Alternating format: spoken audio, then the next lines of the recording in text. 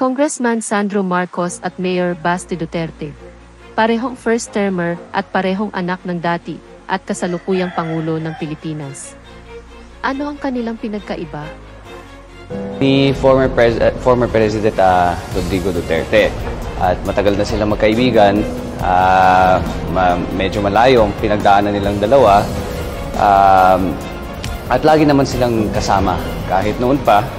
And I think ang nangyayari ngayon ay nakikita natin na may konting pattern, no, na nakita ata ng oposisyon na parating na ang midterm elections at ang only chance, kumbaga, na makabalik sila ay kung ipag-aaway ang mga dalawang kampo na I guess ang tinatawag mong DDS or loyalist or whatever na nagkasama sa halalan.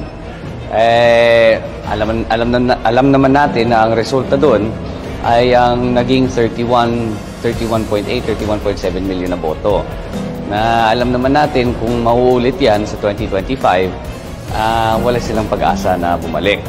So I think that's part of it. That's why ang dami kong nakikitang interview na with opposition identified personalities na nagsasabi may naghiwalay na yung mga iba't ibang kampo na magkasama noon. I think that's all an attempt to really create divisions within an administration that has been so focused on unity in order to make a comeback sa eleksyon. And sa totoo lang, sa resulta na nangyari nung 2022, sa napakalaking agwat, I think it's safe to say naman na ang tinatawag nating oposisyon na lumaban noong 2022 ay hindi ko naman sasabihin na wala na, pero medyo mahina sa ngayon. So it's normal naman to have disagreements within a camp. It's not normal to agree 100% on everything. So normal naman yun na people don't see eye to eye. But kami naman, those who are, I suppose, na medyo malapit sa ating Pangulo, ay alam ko na taos-puso siyang nagpapasalamat kay FPRRD. And actually, napanood ko yung interview niya kagabi na sinabi niya na tama ang ginawa niya. At nagpapasalamat din ako sa kanya dahil I think also in his first year as president, I think 15 or 16 foreign trips ang ginawa niya. So alam niya kung gaano kahalaga ang pag-iikot at magpapakilala sa ating mga kasama sa iba't ibang bansa. So yan din ang ginagawa ng ating Pangulo, and it looks like it's been yielding positive results naman in terms of geopolitical progress, in terms of the investment pledges that he is bringing, and of course these other factors that come in through official working visits or the various state visits. Mr. President, kung wala kay gugma o wala kay aspirations sa imuhang nasod, resign. You are lazy and you lack compassion.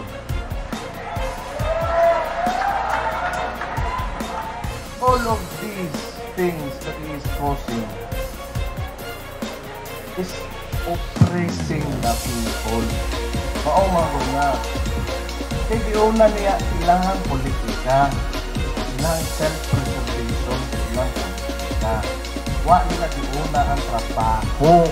Ng ICC, gusto lang yun ako ni igawas dere. Timan-in ninyo.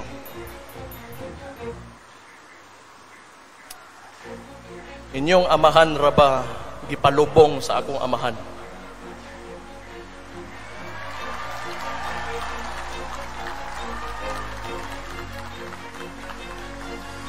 Kana na lang gyud unta.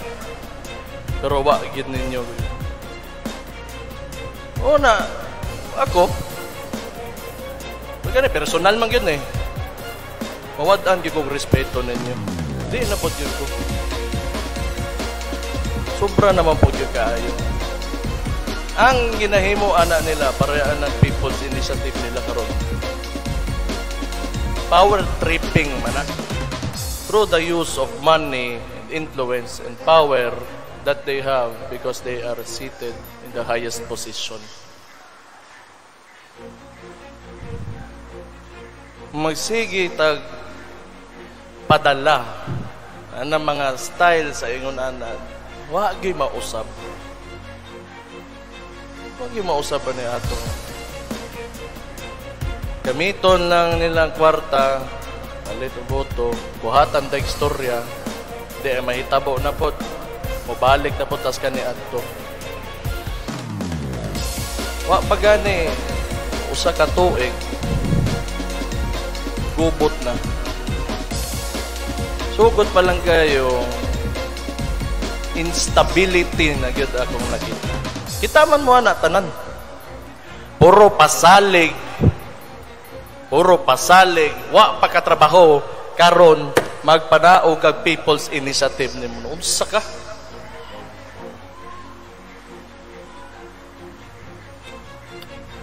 Gilaliman na sila. Mo walang gusto. Mo walang gusto kay sige lang god oy, relax lang diha. Human na lagi ko kasoko, di na ko kay gibadlong nako. Storya ra na ako, sentimento lang na ako. Pait kayo. Pareha ng Congress karon. Oh, unsay lang gibuhat. Itong wa na'y klaro, nagsugod na ng tambalos-los na storya. Kinsay nabilin sa akong amahan, sa inyong former president. Wala. Munang di gyud ta mausab, daghang kay mga politiko nga wa gyoy baruganan. Nang ICC, gusto lang yun ako ni igawas dire. Timan-in ninyo.